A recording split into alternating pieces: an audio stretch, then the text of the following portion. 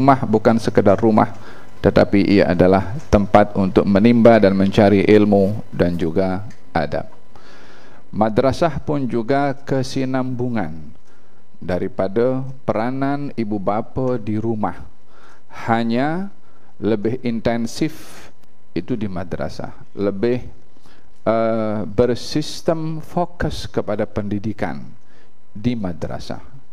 Tetapi apa yang boleh dilakukan oleh madrasah adalah apa hasil yang ditanam oleh ibu bapa di rumah.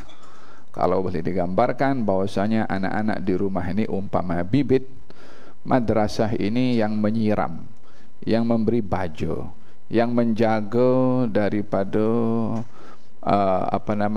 hal-hal yang boleh merosakkan tanaman, bakteria dan seumpamanya. Dengan demikian, tidak akanlah madrasah itu mampu menyiram tanaman kalau tidak ada bibitnya. Dengan demikian, hubungan silaturahim berbentuk kerjasama saling mendukung antara institusi rumah dan juga madrasah harap ditingkatkan, diteruskan dan juga lebih baik daripada masa-masa sebelumnya.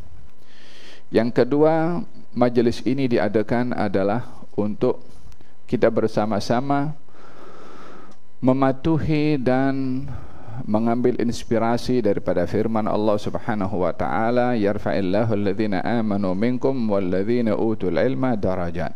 Allah mengangkat orang-orang beriman di antara kamu dan mengangkat darjat orang-orang yang berilmu di antara sekian ramai orang yang beriman. Bila Allah di dalam menampakkan sifatnya yang maha mengangkat, di mana mengangkat ilmu dan orang-orang yang berilmu, majelis pada hari ini adalah tidak lain dan tidak bukan ingin mengangkat darjat ilmu melalui orang-orang yang belajar, pelajar-pelajar yang belajar di madrasah. Yang kita adakan haflah atau ihtifal pada hari ini tidak lain dan tidak bukan adalah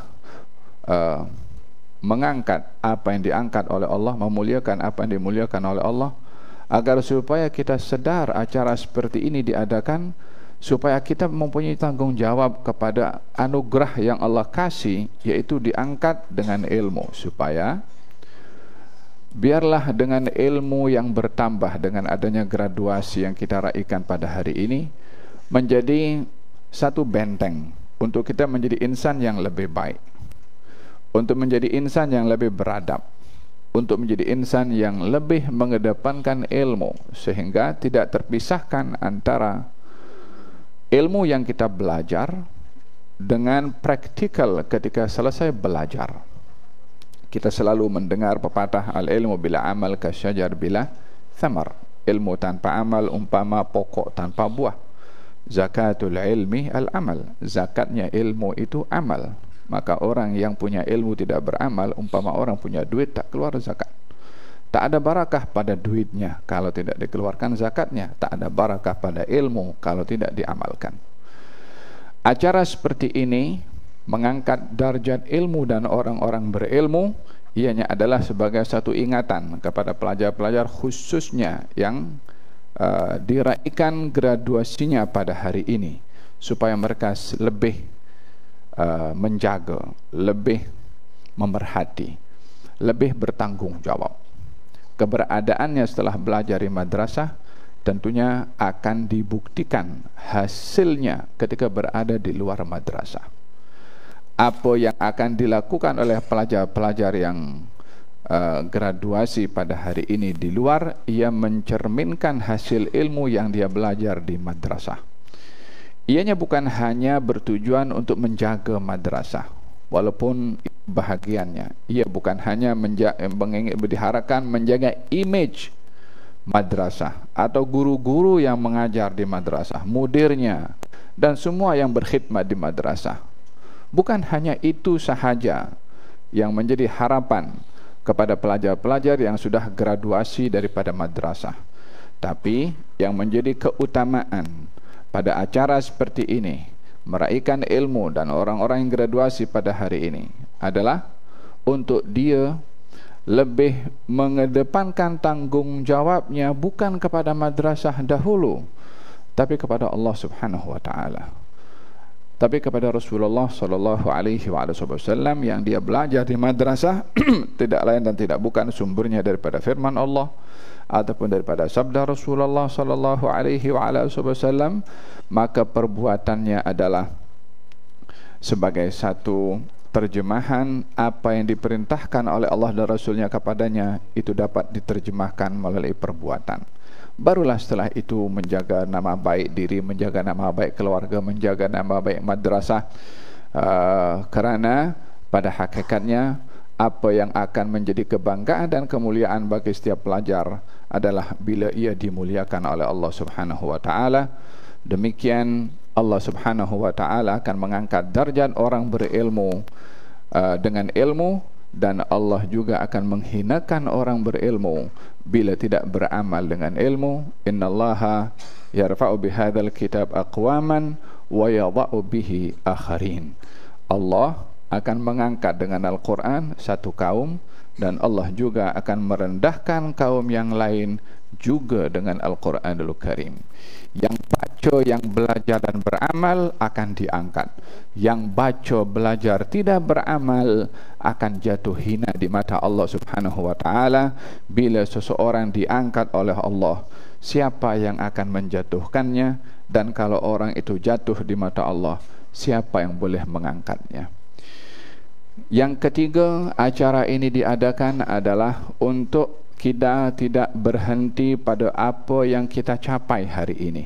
Tapi hari ini, biasakan dalam kita punya prinsip kejayaan itu bukan menjadi pengakhiran dan penghujung di dalam prestasi. Tidak ada kata selesai dalam kita belajar walaupun berjaya. Walaupun dia sudah mencapai diploma atau degree, ijazah atau master atau PhD, bahkan mungkin kepada profesor. Ianya adalah satu gelaran-gelaran sebagai salah satu tanda penghargaan, walaupun bukanlah ia menjadi satu pengakhiran kepada satu kejayaan. Jadikan prinsip kita dalam saat kita berjaya adalah itu sebagai satu kunci utama untuk kejayaan yang akan datang, sebagai kunci utama kepada kejayaan yang akan datang. Apapun pencapaian,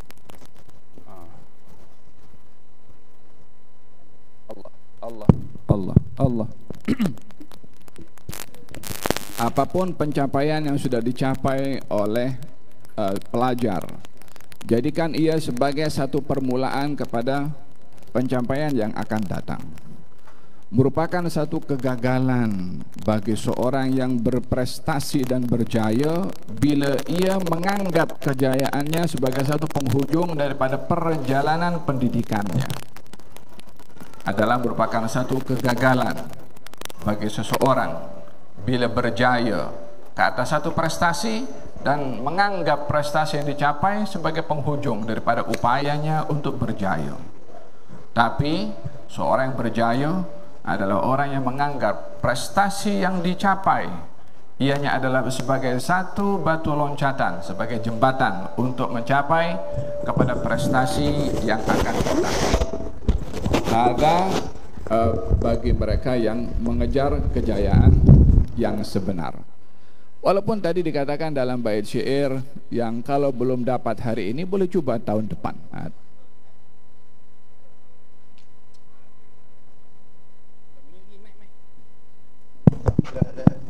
Allah. Dengan demikian tiada kata putus asa dalam berusaha dan tak ada kata selesai dalam kita belajar. Selagi masih boleh untuk kita mencari ilmu, carilah ilmu. Selagi kita boleh mendengar ilmu, dengarlah ilmu. Hadirin hadirat, tahun 93 kali pertama saya berangkat pergi ke Hadramaut bersama dengan Al-Habib Umar bin Muhammad bin Salim bin Hafiz. Sepanjang perjalanan mula daripada airport di Jakarta sampailah turun di airport Sona, itu tidak ada waktu kosong yang saya lihat daripada beliau kecuali akan diisi dengan ilmu. Di ruang tunggu beliau keluarkan kitab Ihya dan diperintahkan masing-masing yang bersama dengan beliau untuk baca, termasuk saya, walaupun banyak salah waktu itu. Umur masih dalam, yalah, belum 20 tahun lebih kurang. Falhasil singkat cerita, bukan itu saya ingin jelaskan, sampai saya di Sana'a dan ada Al-Habib Ibrahim bin Aqil bin Yahya, Mufti Taiz. Al-Habib Umar waktu itu akan pergi ke Mukalla untuk meneruskan perjalanan dan kembali ke Rubatul Mustafa di Asy-Syihr. Maka beliau tanya kepada saya, mau ikut saya pergi ke Mukalla atau nak pergi dengan jamaah yang lain. Jamaah yang lain adalah Habib Kazim, Habib Ahmad bin Husain Aidid, Habib Zaid bin Yahya, Habib Ali Al-Haddad, dan beberapa juga orang-orang kanan Al-Habib Umar yang mengajar di Rubat Al-Mustafa di Asy-Syihr. Mereka akan pergi ke Aden dan pergi ke Taiz untuk ziarah kepada Al-Habib Ibrahim bin Aqil bin Yahya. Maka Al-Habib tanya kepada saya, mau ikut saya ke Mukalla atau mau ikut mereka pergi ke Eden? Saya menjawab, apa yang Habib mahu saya mahu. Walaupun dalam hati saya pikir saya ikut Habib lah. Asal mulai daripada perjalanan daripada Jakarta sampai ke sana saya tak kenal sesiapapun kecuali Al-Habib. Kata Al-Habib mengadakan kamu pergi dengan mereka ziarah kepada Al-Habib Ibrahim bin Aqil bin Yahya dan minta ijazah kepada beliau. Karena itu yang diinginkan oleh Al-Habib, maka saya pun ikut. Saya tak kenal kepada yang lain pun dan tak pandai berbahasa Arab. Saya ikut juga karena Al-Habib suruh. Jadi dalam perjalanan itu pergi ke Aden, sampailah pergi ke Taiz, jumpa dengan Al-Habib Ibrahim. Inilah yang ingin saya ceritakan. Al-Habib Ibrahim di usianya waktu itu sudah lanjut, pendengarannya sangat lemah. Jadi kalau ingin berbicara itu kena mesti mengangkat suara. Matanya tidak mudah untuk dibuka, banyak terpejam. Posisinya hanya duduk sambil menghulurkan kaki ke hadapan dan bersandar di dinding katilnya. Katilnya macam katil single, dengan memakai selimut ditutup kakinya sampai ke bahagian dagunya dan bersandar sambil menghadiri rauhah, bacaan kitab, kalau saya tidak silap, Sirah Halabiyah. Di biliknya, bilik beliau yang berbaring kecil, tidak besar bilik itu, mungkin yang duduk masa itu mungkin dalam 7, 8, 9 orang macam itulah, lebih kurang kecil biliknya. Yang baca saya ingat anaknya atau cucunya dengan suara yang keras untuk beliau boleh dengar apa yang dibaca. Saya perhati usia seperti itu sudah pendengarannya lemah, mau keluar tak boleh, tapi majelis ilmu masih berjalan. Tak boleh hadir majelis ilmu di luar, di bawah majelis ilmu di dalam. Pendengaran lemah bukan menjadi penghalang. Yang membaca menguatkan bacaannya. Sampailah yang baca itu ada salah baca, nak tegur Al-Habib Ibrahim itu tak kuat suara, hanya berbunyi macam itu.